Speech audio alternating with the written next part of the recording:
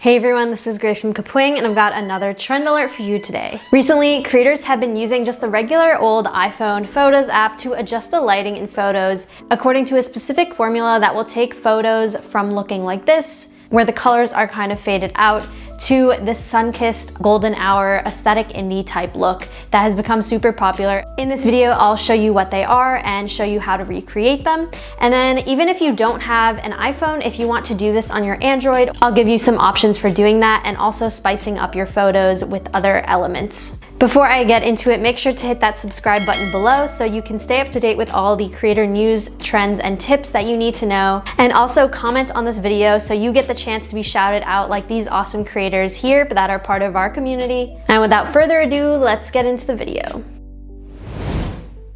So as I said, there are a bunch of different versions of this formula. It's really just playing around with some of the settings in the Photos app when you click to edit the photo.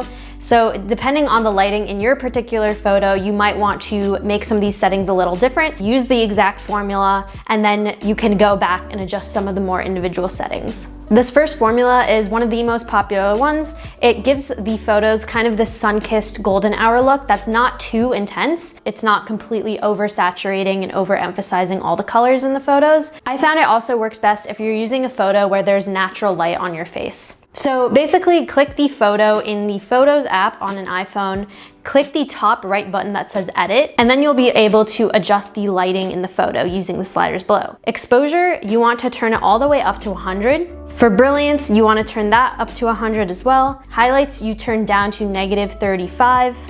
Shadows turns down to -28. Contrast turns down to -30. Brightness is -15. Black point is +10. Saturation is +10. Vibrance is +8. Warmth is 11. Tint is 39. Sharpness is 14. And then Vignette is 23. Once you have those settings done, you want to go all the way back to the very start and basically just click the exposure button so that it completely turns off. And you don't necessarily have to do this exposure in the first place since you're just going to turn it off.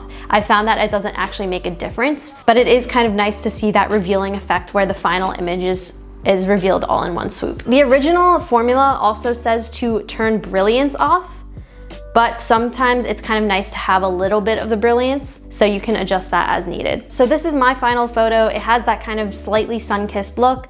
If you click the photo, it will show you the original for a split second and then show you the after, so you can kind of compare the before and after photos. I tried this formula on a couple different photos and I definitely like the result. It was more of a subtle change in the filter that makes everything more bright and vibrant. Now next I'm gonna go over a second formula that people seem to really like. This one's a little simpler than the first one where you don't have to change as many of the sliders. So if you just wanna do a quick edit, this might be the one. It also works really well if you have reds or pinks and blues in your photo. It brings out the color of those shades, which is kind of a classic component of the aesthetic indie kid vibe. So I tried it on this photo. Basically, the formula is to turn exposure all the way to 100, brilliance to -50, highlights to -100, contrast to -27, and then saturation to 44. Then you go all the way back to the start and turn exposure off just by clicking the slider, and it reveals the final photo. So if you're trying to really emphasize colors in your photos, this is the one to use because it's more exaggerated. I tried this filter formula on some other photos and I really liked how they turned out. As you can see, the blues and reds really popped out in some of these. And I think it works better if there's not super direct sunlight in your face, otherwise you end up looking pretty orange.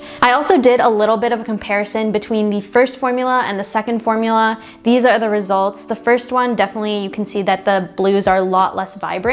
So depending on what the colors are in your photo and what kind of light is on your face or what you're trying to emphasize, you can use the first formula or the second formula. Now these exact sliders and these exact numbers only really work on a Apple iPhone because that is the settings that they have in the Photos app. So if you want to do this on an Android, for example, two other options for editing apps that have similar settings are VSCO and then also Adobe Lightroom. The settings don't exactly match up, but playing around with the sliders is pretty easy. They also have good presets that you can use in just one click. Now another tip I have if you want to really emphasize the aesthetic of your photo and add other elements like little stickers or a background, change the shape of your photo and stuff, you can do that in our online editor Kapwing, and this works on your mobile phone or an iPad or computer, where you basically just upload your photo, whatever photo you're trying to edit. There are options to adjust the brightness, contrast, saturation, and even blur and opacity. And then you can click the Images tab to search for images directly from Google. And you can search for anything. I searched for aesthetic indie and saw what came up. I found a background that I liked and put it behind the photo. And then I added some little stickers, these transparent stickers that I cropped down to just one sticker and copy and pasted them around, adjusted the saturation on that.